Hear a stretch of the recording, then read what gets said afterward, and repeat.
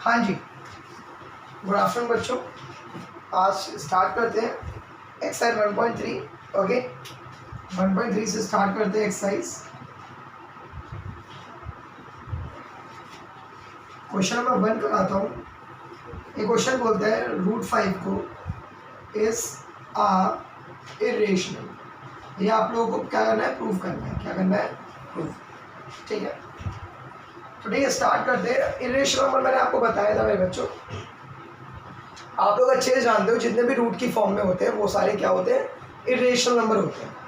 अगर रूट 9 ना हो, रूट 16 ना हो, मतलब जिसके रूट्स मतलब स्क्वायर रूट्स ना होते हो वो आ सकता है, बट इसका 5 किसी का स्क्वायर रूट नहीं होता। समझ रहे हो? ठीक है, इसके लिए हमें पहले लेट करना पड़ेगा। Let root 5 is a rational number. Root 5 क्या है? Rational number. ठीक है, इन द फॉर्म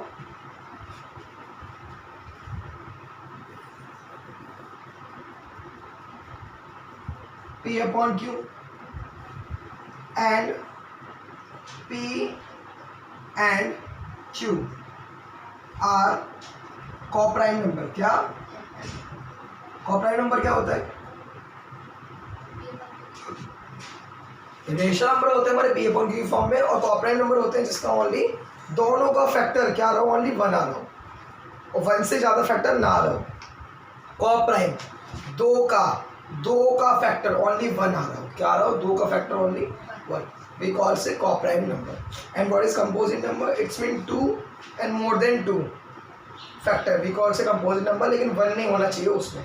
कोप्राइम में 1 होना चाहिए, सॉरी कोप्राइम में 1 होना चाहिए, कंपोजिट में 1 नहीं होना चाहिए। 1 को छोड़ के 2 और 2 से ज़्यादा फैक्टर होने चाहिए। वी कॉल से कंपोजिट नंबर। एग्जाम्पल 1 2 4 8। तो 1 को भी छोड़ दोगे, 2 और 2 से ज़्यादा आ रहे हैं, तो ये हमारा क्या है? कंपोजिट नंबर है। क्या है? और आप ट्राई करोगे, आप सुनना मेरी बात।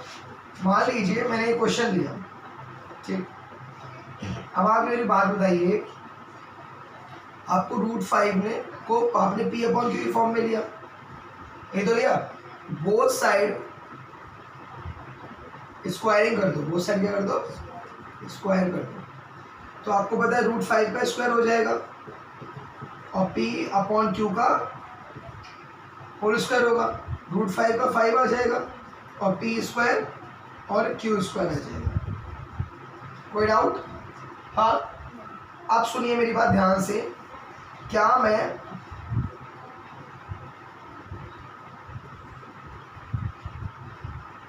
हाँ, तो मैं ये वाली बात बोल सकता हूँ,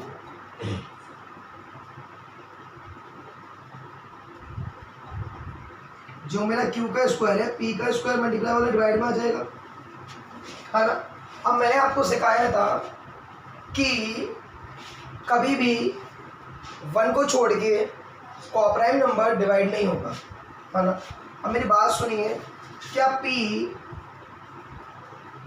इज डिवाइडेड बाय 5?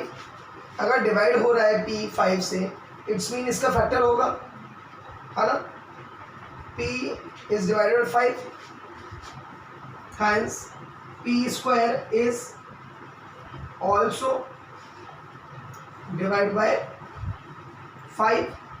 और मैंने आपको क्या बताया था, कोप्राइम नंबर दोनों का फैक्टर क्या हो? 1 हो। लेकिन इसका फैक्टर क्या है? डिवाइड 5 से भी हो रहा है, डिवाइड 5 से भी। तो मैंने ये प्रूव कर दिया, जो मेरा P है वो 5 से डिवाइड हो रहा है। देखो P से भी डिवाइड होगा, P 1 से भी डिवाइड होगा और P 5 से भी डिवाइड हो रहा है। तो ये कोप्राइम नंबर हुआ? नहीं हुआ। कोप्राइम नंबर, अब कोप्राइम नंबर मेरा कब होता है? जब ये 1 से और अपने नंबर से डिवाइड हो रहा है, लेकिन ये 5 से भी हो रहा है। आपको पता है P से तो होगा 5 से मैंने शो कर दिया, और 1 से तो होगा, बट मैंने कोप्राइम नंबर क्या बताया था? जिसके दोनों के फैक्टर क्या हो? 1 हो, लेकिन ये 5 से भी डिवाइड हो रहा है। समझ रहे हो ना? ठीक है। अब मेरी क्या प्रॉब्लम है कि मुझे Q स्क्वायर को भी अगर मैं शो कर दूं तो दोनों का फैक्टर क्या होगा? 5 होगा। तो ये दोनों कोप्राइम नंबर नहीं है, क्योंकि इसके फैक्टर क्या हो गया? अगर मैं Q का भी इसको शो कर दूंगा आपको, तो Q का 1 भी हो गया, 5 भी हो गया और Q भी हो गया, तो ये कॉप्राइम नंबर नहीं हुआ। ऐसे ही P का मैंने 1 भी शो कर दिया, P तो होगा और Q और 5 भी हो रहा है, तो ये तो नहीं है। अब मैं आगे जाके आपको प्रूफ कर दूंगा। अगर मैंने दोनों को प्रूफ कर दिया मेरे बच्चों, अगर मैंने P और Q को दोनों को प्रूफ कर दिया है, 5 साइड वाइज हो रहे हैं, तो जो मैंने एज्यूम करा है, जो मैंने लेट करा है, वो मैंने क्या लेट गलत कर लिया है, तो इट्स मीन ये रेशनल नंबर नहीं है। अगर मैं किसी चीज़ को मैंने एज्यूम करी और मैं उसको गलत वेरीफाई कर दूँ, इट्स मीन वो चीज़ वैसी नहीं है ना, एम आई राइट ना? ठीक है, अब मैं करता हूँ आगे। इसके आगे नेक्स्ट स्टेप है मेरे बच्चों, ध्यान से देखो। इसके आगे क्या करता है ये, अब आपको पता होना चाहिए कि मैंने a इक्वल टू 5Q ले लिया। क्या ले लिया? 5Q ले लिया, समझा? इसको ही बोथ साइड स्क्वायरिंग कर दो। जो आप बोथ साइड स्क्वायरिंग करोगे, हाँ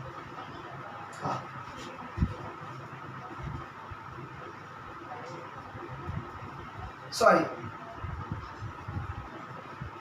आप इसको, मेरी बात सुनना ध्यान से, आप इसको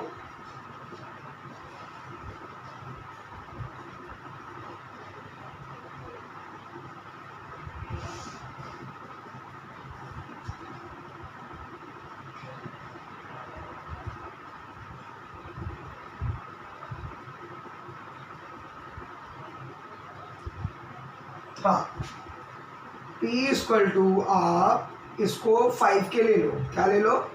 P इक्वल टू क्या ले लिया? 5 के ले लिया। अब मेरी बात सुनो, जब आप बोथ साइड स्क्वायर करोगे तो P का स्क्वायर हो जाएगा और ये 25 के स्क्वायर हो जाएगा। अच्छा, P स्क्वायर की वैल्यू क्या है आप मुझे बताइए। P स्क्वायर की वैल्यू ध्यान से देखिए, जब ये Q ऊपर गया होगा, जब ये Q स्क्वायर ऊपर गया होगा तो 5Q स्क्वायर हो गई होगी इसकी वैल्यू। क्या हो गई? P स्क्वायर की वैल्यू क्या हुई? 5Q स्क्वायर हुई ना। क्या हुई इसकी वैल्यू? 5Q स्क्वायर हुई। तो देखिए ध्यान से, इसकी वैल्यू क्या है? P स्क्वायर की 5Q स्क्वायर, तो पुट कर दो यहाँ पे, put P square value from first equation. First equation कौन सी है? दिस वन, अंडरस्टैंड ना? तो देखिए P स्क्वायर की वैल्यू जब आपने रखी तो 5Q स्क्वायर, और यहाँ पे क्या है? 25 K स्क्वायर, 5 से 5 गया, 5 बचा। समझ आया? अब मेरी बात सुनिए ध्यान से, क्या मैं K स्क्वायर को equal to Q square upon में मल्टीप्लाई वाला डिवाइड में जाएगा? तो मैंने इसमें क्या प्रूफ कर दिया?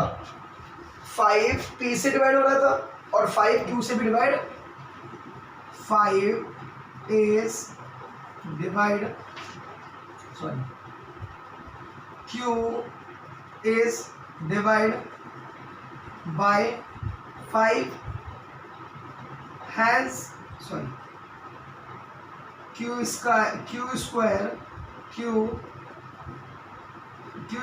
is divide by what? 5। आप लोग प्लीज नोट डाउन करो, फिर मैं आपको आगे कराता हूँ। Please note down.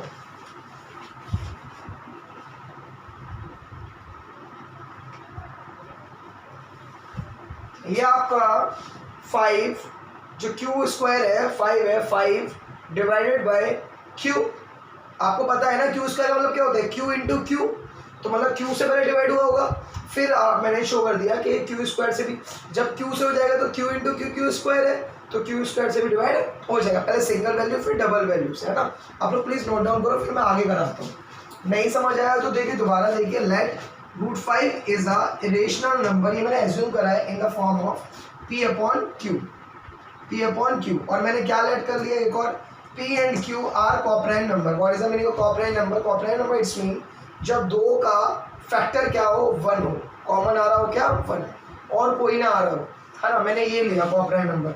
अब मैंने √5 को P अपॉन Q फॉर्म में लिया, बोथ साइड स्क्वायरिंग करा, स्क्वायर से रूट क्या होगा? कैंसिल होगा, और ये P स्क्वायर Q स्क्वायर हो जाएगा। ये Q स्क्वायर को ऊपर लाओगे जब आप, और इसको नीचे लाओगे, है ना, तो आपका क्या हो जाएगा? Q square 5Q square equal to P square. यही है, मैंने कुछ नहीं करा, Q स्क्वायर को ऊपर लाया और 5 को नीचे ले गया। सही है, यही करा है मैंने। फिर उसको मैंने शो कर दिया जो सिंगल, आपको पता है पी स्क्वायर क्या होता है, 5 इंटू पी इंटू पी होता है, P into P. It's mean ये पहले पी से डिवाइड हुआ हुआ ना 5, उसके बाद में क्या हो गया, मैंने पी स्क्वायर से भी शो कर दिया।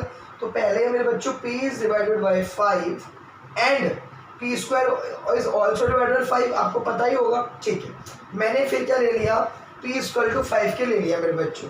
अब आप एक बात बताइए, जब मैं बोथ साइड स्क्वायरिंग करूँगा तो पी स्क्वायर इक्वल टू 25, ये मैं क्यों कर रहा हूँ, क्योंकि मुझे पी स्क्वायर की वैल्यू में किसकी फॉर्म लानी है, 5q स्क्वायर की लानी है। क्या लानी है, 5q स्क्वायर की। जब मैं आया पुट अप करा, 5 से 25 कट जाएगा 5 बार में, आपको पता है 6 से मल्टीप्लाई वाला 5 का आएगा डिवाइड में, तो k स्क्वायर की वैल्यू क्या आ गई, q स्क्वायर अपॉन 5, है ना। और आपको पता है मैंने क्या बोला, सिंगल पहले डिवाइड होना चाहिए, तो q is divided by 5 and q square is also divided by 5। आगे देखो मैं कभी कराता हूँ please.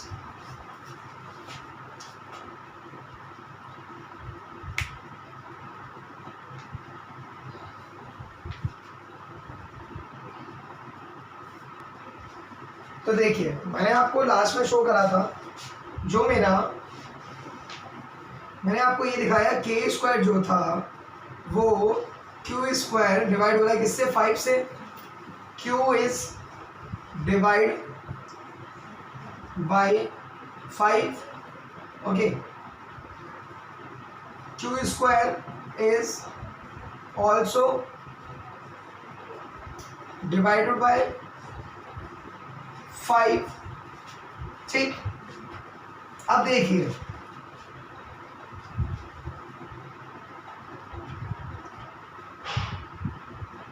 thus we know coprime number has only one factor. कितना फैक्टर, ओनली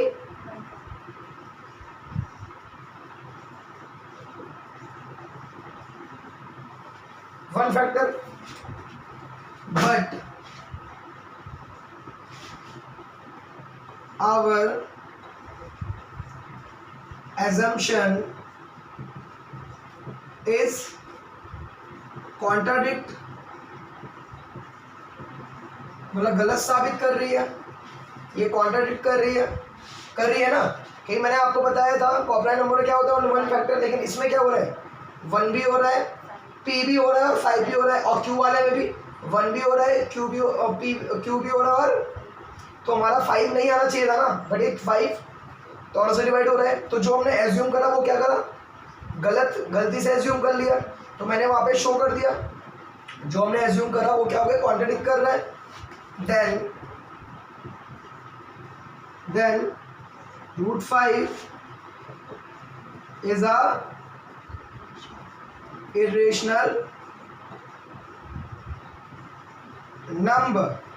कोई डाउट प्लीज नोट डाउन, कोई भी प्रॉब्लम हो प्लीज व्हाट्सएप पे पूछो, बट मैंने बता दिया आप लोगों को, समझ तो आ गया होगा पूरी, है ना।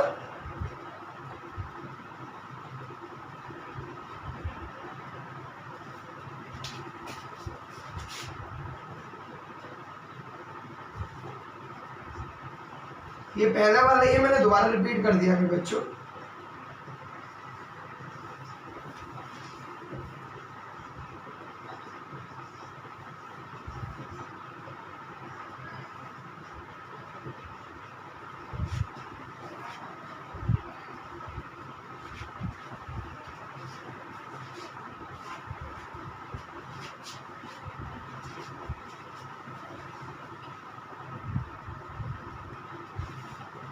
चलो ये तो आपको समझ आ गया होगा।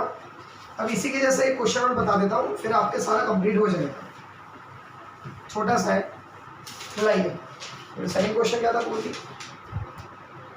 हाँ जी, सेकंड क्वेश्चन है प्रूफ दैट 3 + 2 √5 इज इरेशनल। तो मेरी बात सुनिए, दोबारा एज्यूम करते हैं, we assume that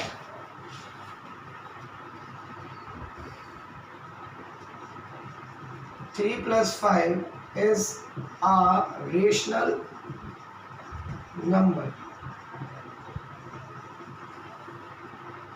in the form of p upon, ठीक है, and p and q are coprime number, ठीक।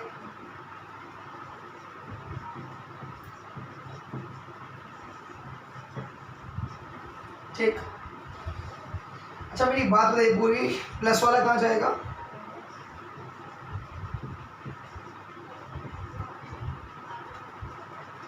Doubt? Okay, take the LCM. पता है ना क्यू ए 1 हो जाता है, क्यू आया, क्यू के टर्म में क्यू 1 बार में पी 1 सा पी, माइनस का माइनस, पी के टर्म में 3 बार में 3 1 सा मल्टीप्लाई वाला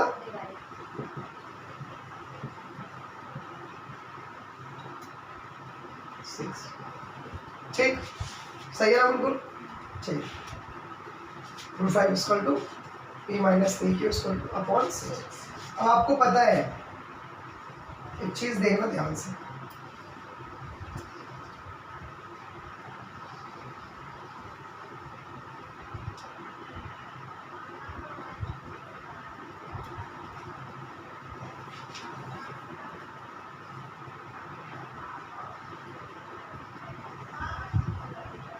p minus 3q upon 6 is a rational number, but root 5 is not, root 5 तो रेशनल नंबर होता ही नहीं। आप प्रूफ भी कर सकते हो, आपको आता है प्रूफ करना, आता ही नहीं आता, सिखाया मैंने, है ना। Then our assumption will be contradict करेगी contradict,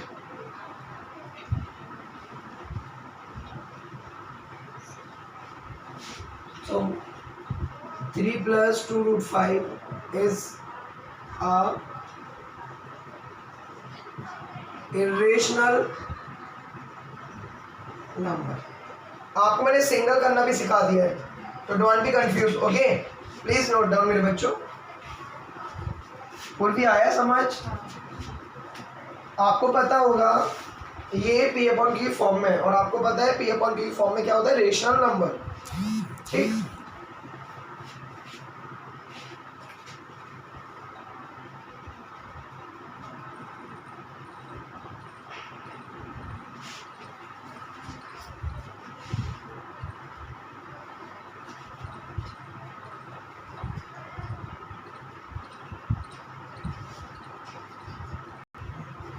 अब चीज़ बताऊंगा मैं आपको एक, अब मैं थोड़ा सा, मेरी एक्सरसाइज 1.3 वाइंड अप हो चुकी है।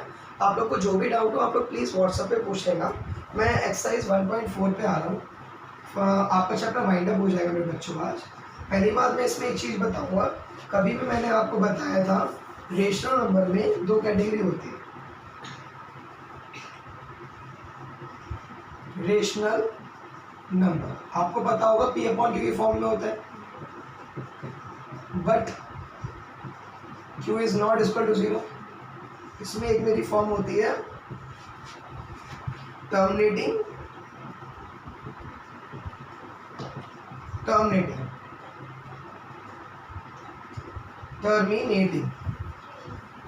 जिसका रिमाइंडर क्या आ जाए, 0 आ जाए। एग्जाम्पल 4/2, तो रिमाइंडर क्या आ रहा है, 0 आ जाए, तो ये क्या है, टर्मिनेटिंग है। टर्मिनेटिंग इसका रिमाइंडर 0 आ जाए। एक होता है मेरा नॉन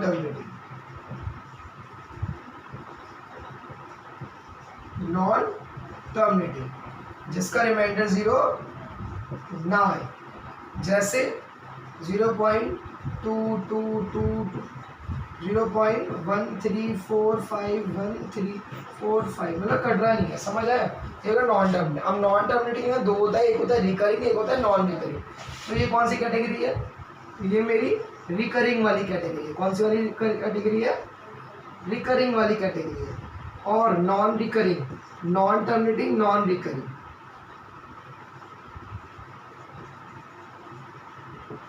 एग्जाम्पल 0.12345 सो ऑन, ठीक है। इसको हम इरेशनल भी बोल सकते हैं। नॉन टर्मिनेटिंग में क्या होता है? ये इरेशनल भी होता है, समझ आया। रेशनल नंबर दो तरह के, टर्मिनेटिंग और नॉन टर्मिनेटिंग। टर्मिनेटिंग जिसका रिमाइंडर 0 आ जाए, नॉन टर्मिनेटिंग जिसका रिमाइंडर 0 ना आए। इसमें नॉन टर्मिनेटिंग में एक होता है रिकरिंग, एक होता है नॉन रिकरिंग। ये कौन सा वाला है? रिपीट वाला है। तो रिकरिंग वाला है, जो मैं 9th क्लास में पढ़ा होगा, पी अपॉन क्यू फॉर्म में, जो हम डेसिमल को कन्वर्ट करते थे फ्रैक्शन फॉर्म में। Okay, and this one is non recurring, non terminating, non recurring. It's mean जिसका रिमाइंडर 0 ना आए और वो रिपीट भी ना हो रहा हो। और इसको हम दूसरी लैंग्वेज में नॉन टर्मिनेटिंग, नॉन रिकरिंग को बोलते हैं हम इरेशनल नंबर। आप लोग नोट डाउन कर सकते हो, वरना समझ आ गया हो तो मैं आपको आगे एक्सप्लेन करता हूँ। ओके, अब एक और चीज सीखिए, जब मैं इतने पे आ गया हूँ तो इसी क्वेश्चन नंबर फर्स्ट बोलता है आपसे कि आपको इसको बताना है कि टर्मिनेटिंग है या नहीं टर्मिनेटिंग है। तो क्वेश्चन नंबर 1 है, उससे टर्मिनेटिंग, नॉन टर्मिनेटिंग। मैं दोबारा बताता हूँ आपको कभी भी टर्मिनेटिंग चेक करना हो, टर्मिनेटिंग चेक करना हो, हरदम डिनोमिनेटर में, कहाँ पे पूरी? डिनोमिनेटर में 2 की पावर m और 5 की पावर n अगर मिल जाता है फैक्टर तो फिर वो हो जाएगा, या फिर सिंगल मिल जाए। क्या मिल जाए? सिंगल मिल जाए। लेकिन इसकी फैक्टर होना चाहिए, अदर फैक्टर कोई नहीं होना चाहिए। एग्जाम्पल भी दे देता हूँ बच्चों आप लोगों को। 39 और 3125 है, समझ आया। इसको तोड़ते हैं थोड़ा। 3125 आपको पता है 5 से जाएगा, 6 बार में 30, 2 बार में 10, 5 बार में। दोबारा कितनी बार में? 5 बार में। कितनी बार में? 1 बार में, 2 बार में और 5 बार में। दोबारा 2 बार में, 5 बार में, 5 बार में। तो क्या है इसका? 30, 5 की पावर 5 है, 5 की पावर 5 है। So our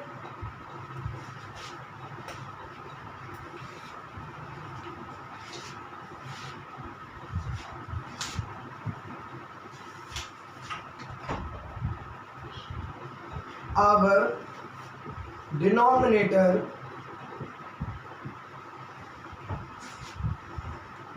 in the form 5 की power n, then it is terminating. It is terminating. Okay, if you want to check, please divide, and I am saying this is terminating, then it is also terminating. Okay, ये आपका cut जाएगा, आप लोग try कर सकते हो। Because मैंने आपसे बोला 2 की पावर m या 5 की पावर n की फॉर्म में हो तब भी हो सकता है, या फिर सिंगल हो 2 की पावर m और या 5 की पावर n तब भी हो डिनोमिनेटर में, तब भी आपका क्या वो टर्मिनेटिंग ही होगा। समझ आया? नहीं आया? ठीक है, प्लीज नोट डाउन मेरे बच्चों।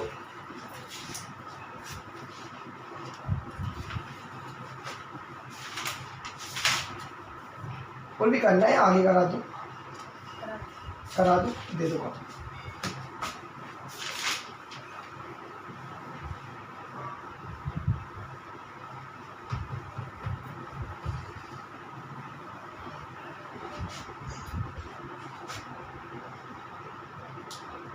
वही क्वेश्चन नंबर फर्स्ट है 17/8।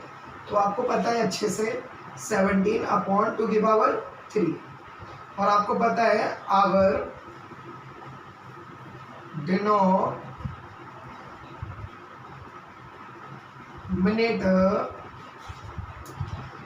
इन द फॉर्म 2 की power n, then it is terminating. मैं होमवर्क देता हूँ आप लोगों को, प्लीज चेक कर लेना अपना होमवर्क।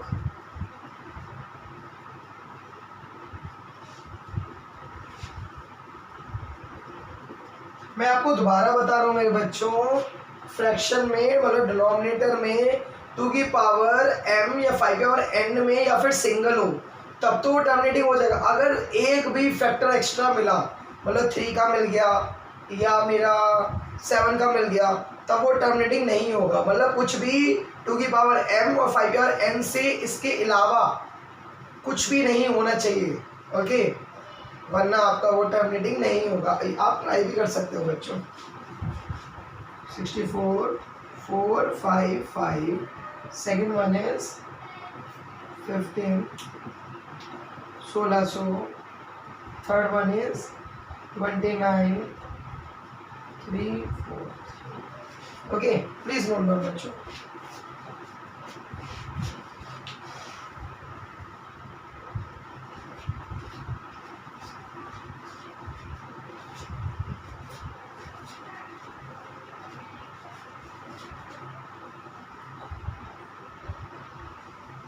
ठीक है, समझ तो आ गया होगा आपको। मैं थोड़ा सा आगे कराता हूँ, क्वेश्चन नंबर 2 पे और चैप्टर वाइंड अप कर देते हैं, है ना मेरे बच्चों। आज चैप्टर को वाइंड अप कर देते हैं पूरा का पूरा। अब देखिए क्वेश्चन नंबर 2 क्या बोलता है। क्वेश्चन नंबर 2 बोलता है इसको convert into decimal expression. Decimal expression में कन्वर्ट करना है आपको। 13/3125। अंडरस्टैंड। अब इसको डिवाइड करना पड़ेगा, आपको आता होगा। 3125 लिखना है 39। आपको पता है इससे जा नहीं पाएगा, 0 लगाना पड़ेगा, पॉइंट भी लगाना पड़ेगा। अब 0 पॉइंट से क्या होगा, 0 तो लग जाएगा, लेकिन एक साथ 2 लेना है ना, तो आपको एक और 0 लगाना पड़ेगा। डाउट? 13 जा रहा है। 1 0 से 2 0 आ जाते हैं। पॉइंट से क्या आया, 1 आया, और 1 0 से क्या है, डबल 0 आया, क्योंकि सिंगल 0 से नहीं हो पाता। ठीक है, ठीक। अब देखिए आप कितनी बार में जाएगा पूरी, आई थिंक 4 बार में ट्राई करें।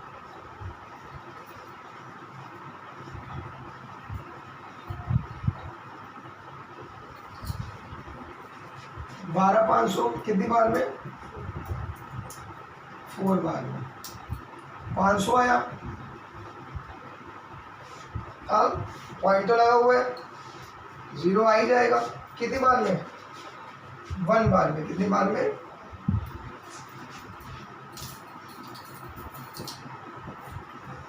10 5 9 7 9 9 का 1 8 1। किधर, कहाँ पे, मैंने क्या कर दिया,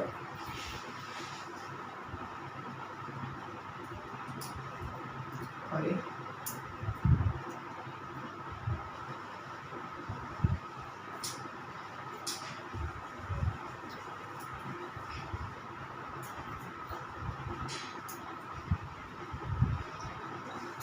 ठीक, 500 आया, पॉइंट लगा हुआ है, 0 1 बार में।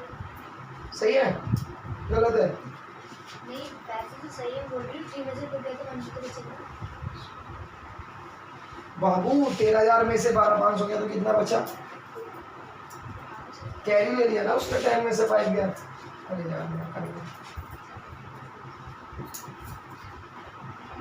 5 कितना बचा, 9 में से 7 और 9 में से 8 और ये 1। डाउट? कितनी बार में, पॉइंट लगा हुआ है, 0 लगा देंगे। कितनी बार में चांसेस है, 6 बार में ट्राई करते हैं। 3 1 2 5 इंटू 6 कितना हुआ, 32 12 15 6 1 6 7 6 3 आया। आगे कितनी बार में 6 बार में। इट्स मीन डेसिमल एक्सप्रेशन आपको आ गया। कोई डाउट? इसका डेसिमल एक्सप्रेशन है 0 1। ठीक, आपको पता होगा मैंने पॉइंट क्यों लगाया।